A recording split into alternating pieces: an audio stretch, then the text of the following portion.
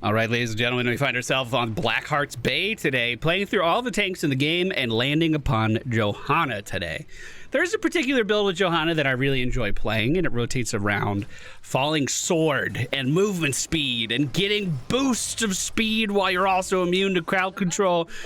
It's pretty fun for chasing down your adversaries. Now, this is our second game played on Johanna. Unfortunately, the last matchup didn't go too well. It wasn't too competitive of a game, so we're trying again. We had the Lost Vikings on our team, which there's nothing wrong with that, but the enemy team had a butcher, and he figured out how to eat pretty late in the game, but he got really good at it once he figured it out. So, our trait on Johanna allows us to become immune to crowd control. Let's watch out for the bombs. Beautiful. And it also allows us to grant ourselves a shield. So in a situation like that, where we were pretty much caught out, there's no other way of saying that, we were in a lot of trouble, and Johanna's base kit was able to remedy that situation for us. I can help. Just give me a moment. Here you go. So if we could do a rotation here, we could really show off Johanna's strengths. If we can group up, rotate middle, rotate top, and just clear the wave as fast as possible, that would be ideal for me. Trying not to spread. Johanna was so strong when she was added into the game. Her lane clear was on such a different level that they had to make a distinction between minions and objective monsters.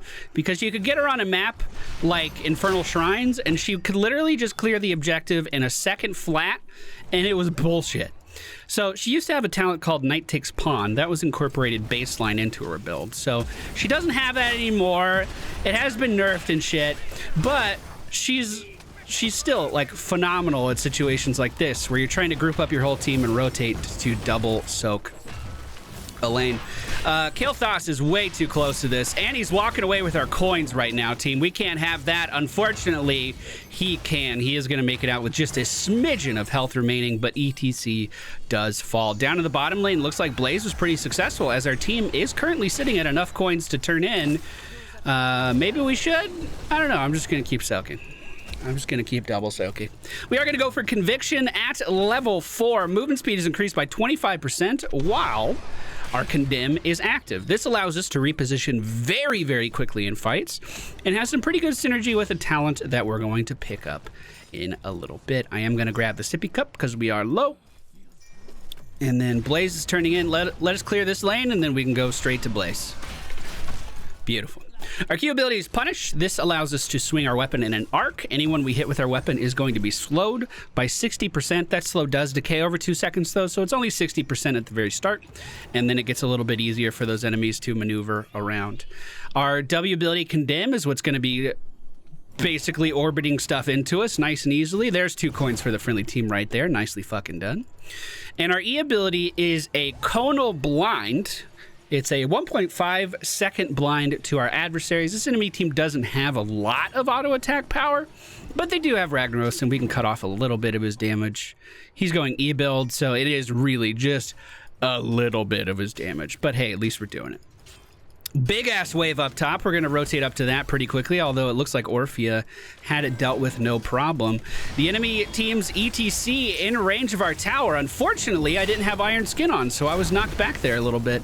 He's running away as far as he can. We're going to blind the Ragnaros behind us, get him in this Condemn, and slow these guys as well as they're running away. But remember, my job here is XP. That's what we're focused on. We want to continue clearing. At level 7, we are going to go for Blessed Momentum. Every time we auto-attack, it's going to lower our basic ability cooldowns by 0.5 seconds. So we get some cooldown reduction to couple with our pretty fantastic lane clear. So it just means we can clear stuff all the time, under every circumstance.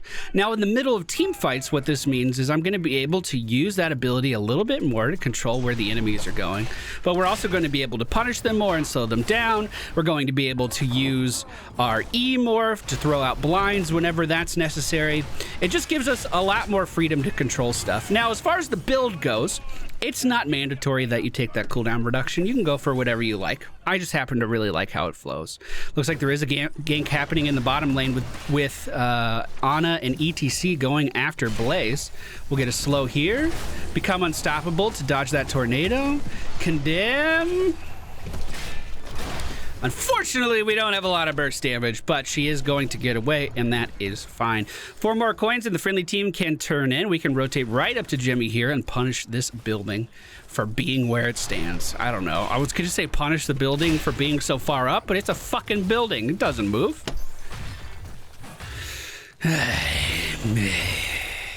All right.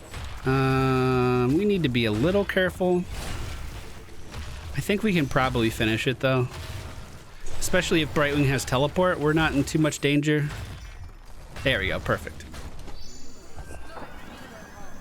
All right, there are some more coins popping up across the map right now. We can grab these here. The friendly team almost level 10. So ideally, we find these 2 coins, hit level 10, and then go straight to the turn-in because the enemy team can't really contest. We are going to grab Falling Sword here at level 10. An unconventional choice. A lot of people really enjoyed the is it Judgment? Blessing Shield. I got material abilities mixed up. A lot of people do really enjoy the Blessing Shield, and I am in that group too. I just really wanted to fall on some people. I really wanted to jump on them. Why not, dude? Why not? I also think we can use it to still continue to counter the ETC Mosh, and it's not that big of a deal. I have 9 coins. I'm very aware of that. So we're going to fall back. No big deal. Disengage from that, no problem. We don't have my CC immunity. You know what? We can let the enemy team turn in if we're not feeling like grouping up for this. Although I do feel as though, since we had the level 10 advantage, that should have been ours all day. We should have fought really hard over that. We could have taken quite a few of their coins. I think that was a bit of a misplay by our friendly team here. But that is okay. We still have a pretty decent lead at the moment. The enemy team is missing their top structure. This objective that they're going to get only finishes off the middle structure, so we're still ahead. A little low on mana. We do have a sippy cup if we need it. Gonna rotate down to bottom lane and help out with this mess that these guys found themselves in. And we are gonna have the extra regen from the sippy cup available to us as well, which is pretty huge. Falling Sword right on the back line.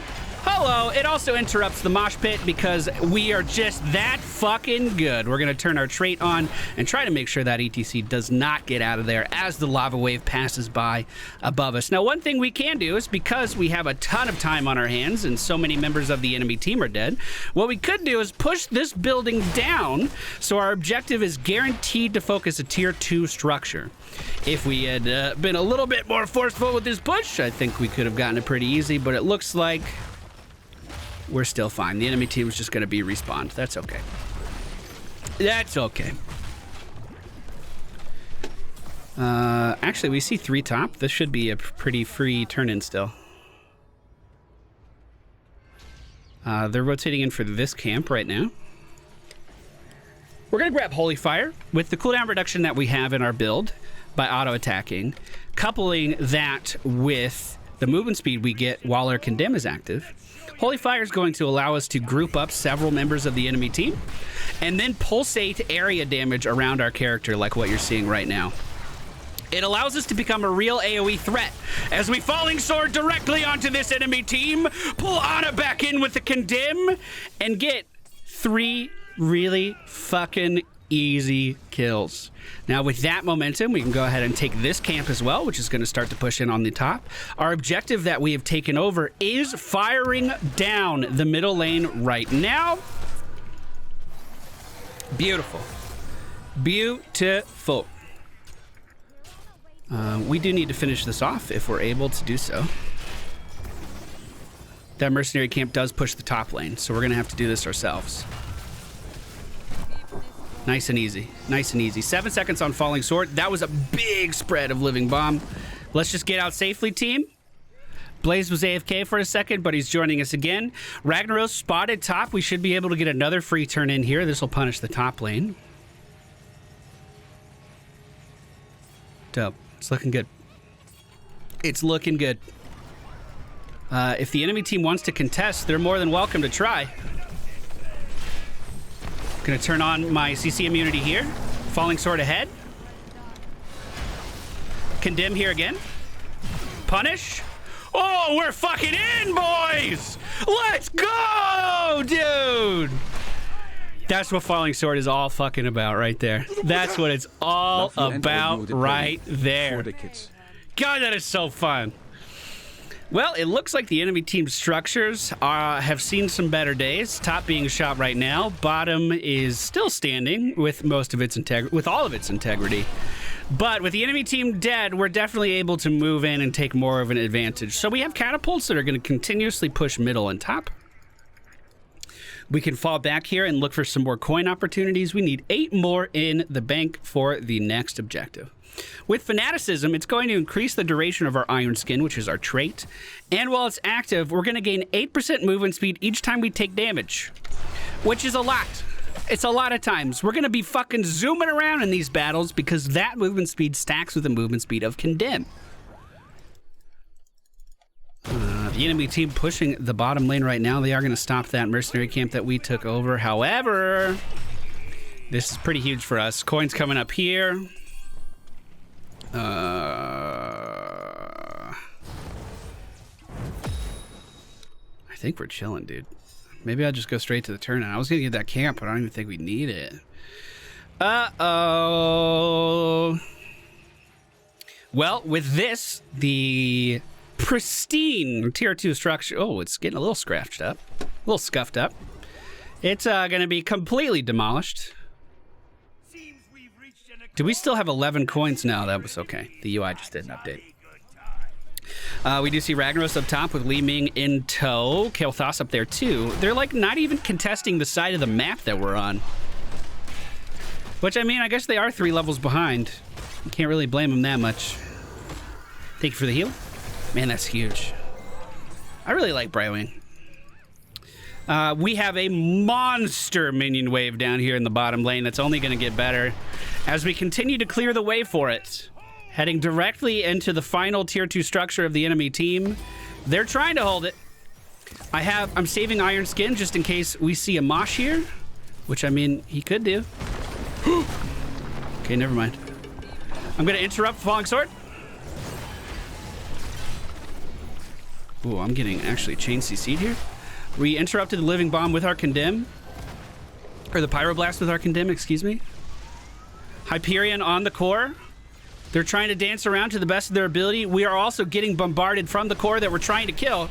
Iron Skin's active again. Let's send out a blind. I'm just cruising away. We're going back to safety. I do not have an interrupt. If anything scary happens. Core at 37%. Let's go. Condemn here. Oh, shit. Overstayed. 3, 2, 1. Just a second off of our Iron Skin being available again. Looks like the core is going to stay alive for the time being. Kael'thas, with just a sliver of health to his name, is going to live as well. That's a full team wipe from the enemy team. That was the first fucking show of force they've done all game. And look how much XP they got from that. 2.5 levels catching up to us because of the underdog mechanics. 6.5 out of 10, no comeback mechanics. Fuck this game. Okay, so as we look over the battlefield here, what is available to the enemy team? They could get this mercenary camp. Is that mercenary camp very good at pushing? No, not really. They could get this mercenary camp. This is the worst boss in the game, but I mean, it still pushes a little bit. It still does a little something. It seems as though they're gonna mostly be delegated, what's the right word? To cleaning up their base and trying to just stay alive. So even though they did fire off one objective, that's only killing a tier 1 structure, maybe getting a tier 1.5, but we have so much just pure building that we can sacrifice to the pirate that we're really not in any danger here. If we get a single pick on one member of the enemy team, we're going to be able to push in, take over their stuff, no problem. And if we can predict where they're rotating, that could be pretty easy. Oh, shit. Don't show. Stop. This way. Follow me.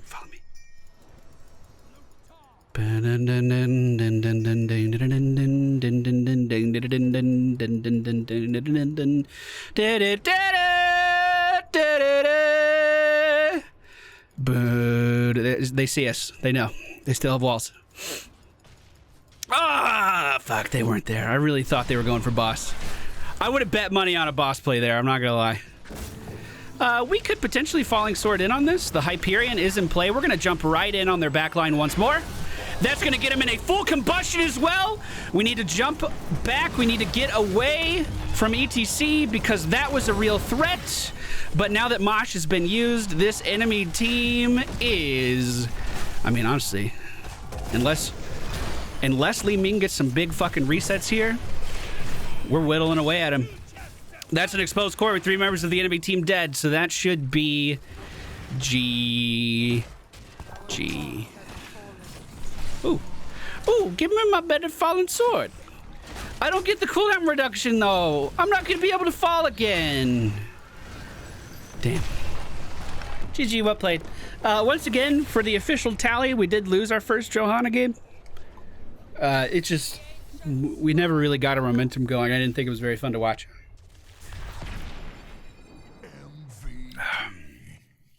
There we go, dude. No problema. 54% of coins paid. Not too bad. Not too bad.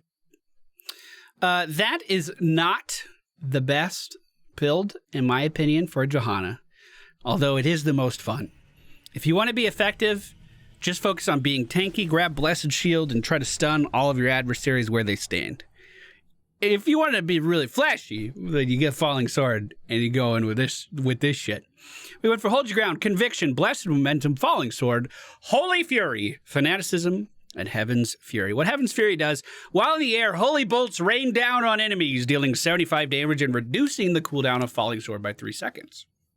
So basically, where we were using Falling Sword, I wouldn't say a lot. We had a pretty good balance that game, but in the past, where we might save Falling Sword as a disengage, now we can use it to go in all of the time, avoid damage, stay on top of targets, and just continue to reduce the cooldown. And with how clumped this enemy team was playing around their ETC, that's actually like a best case scenario for us, dude. That's actually pretty fucking good. That's going to be it for today's video. Thank you guys for watching. Hope you enjoyed. Up next, we have Murden? Yes, we out-leveled Murden. All right, thank you for watching. See you again next time.